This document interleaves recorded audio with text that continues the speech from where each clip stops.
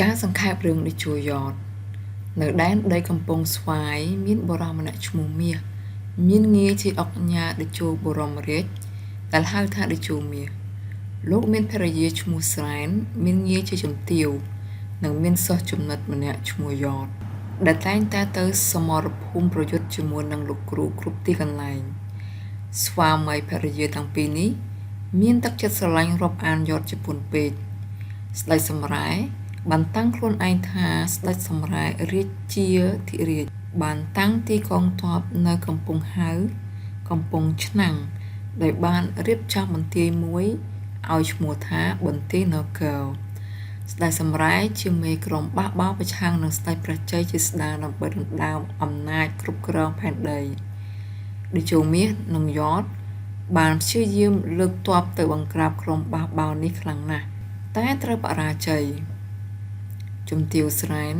បានរៀបចំល្បិចបញ្ឆោតឲ្យស្ដេចសម្រែធ្លាក់ក្នុងអន្លង់ស្នេហាចំពោះរូបនាងហើយបង្អកស្រារហូតដល់ស្រវឹង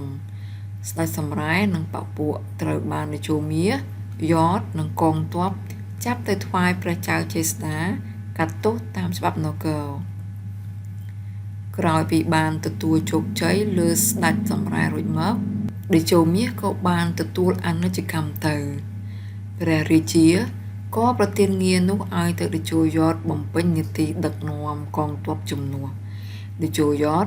បានទទួលរាជបញ្ជានិងដើរអាជ្ញាសឹកទៅបង្ក្រាបពួកឆ្លើយសឹកបះបោរនៅខេត្តពោធិ៍សាត់ឆ្លងតាមបទពិសោធន៍របស់ឧកញ៉ាចក្រីនិងក្រឡាហោមទទួលបរាជ័យក្នុងការបង្ក្រាបឆ្លើយសឹកនៅទីនោះ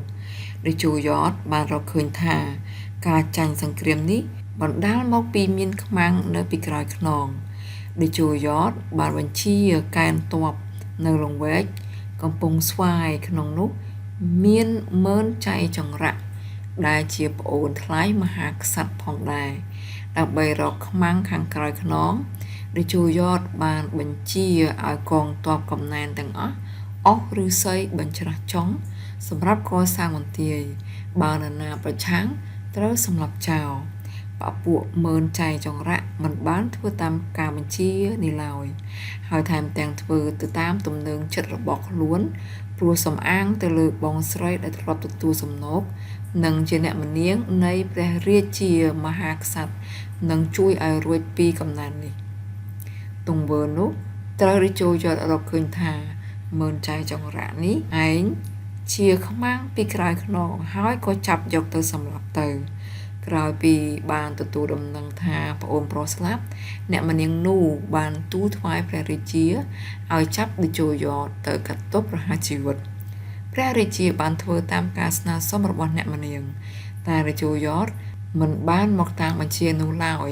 ដោយសំអាងថាខ្លួនជាប់ដៃបង្ក្រាបសត្រូវបះបោរចាំរួចការនេះខ្លួននឹងមកទទួលទោសដោយខ្លួនឯងដោយការទទួលសុំរបស់អ្នកម្នាងខ្លាំងពេកព្រះរាជាបានបង្ខំឲ្យតេជោយ៉តមកជួបតទល់ជាមួយអ្នកម្នាងនោះពេលដែលកំពុងជជែកគ្នានោះតេជោយ៉តបានចោទប្រកាន់ថាអ្នកម្នាងជាខ្មាំងនៅពីក្រោយខ្នងព្រោះបានរំខានខ្លួនពេលខ្លួនទៅធ្វើសឹកបាក់អាកាសឲ្យសត្រូវវាលោកនឹងទទួលសំណុកដើម្បីការពារបពួក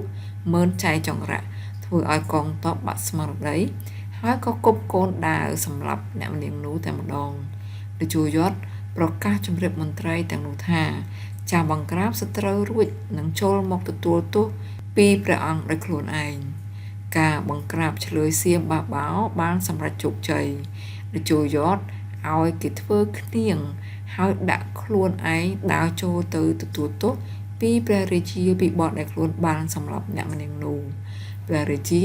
មិនឲ្យចូលជួបរួចបញ្ជាឲ្យមន្ត្រីដល់លែងនឹងឲ្យទៅត្រួតការងារឯខេត្តកំពង់ស្វាយតេជោយ៉តបានគួចចិត្តប៉ងប្រាថ្នាយកជំទាវស្រែនមកធ្វើជាភរិយាតែមិនបានសម្រេចទេពីព្រោះជំទាវស្រែនបានគិតថាយ៉តជាជនជាតិភាគតិចនិងជាសិស្សប្តីនាងពីមុនផងដែរ